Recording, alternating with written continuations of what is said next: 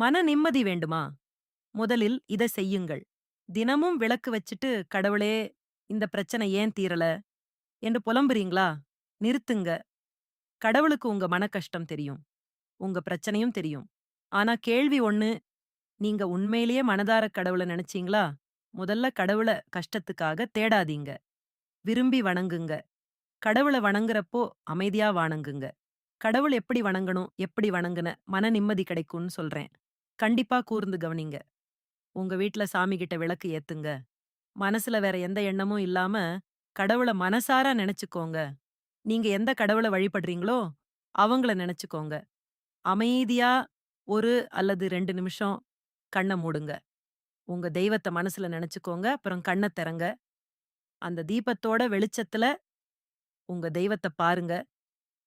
அவங்களோட அந்த ஒளி நிறைஞ்ச முகத்த பாக்குறப்போ, ஒரு மன நிம்மதி கண்டிப்பா கிடைக்கும்.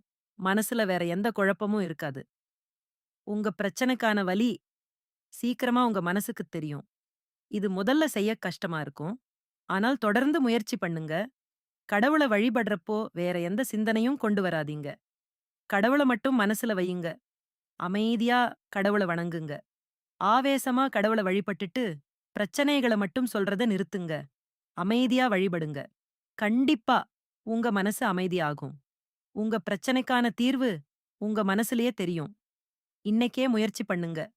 மாற்றம் உங்களுக்கே தெரியும்.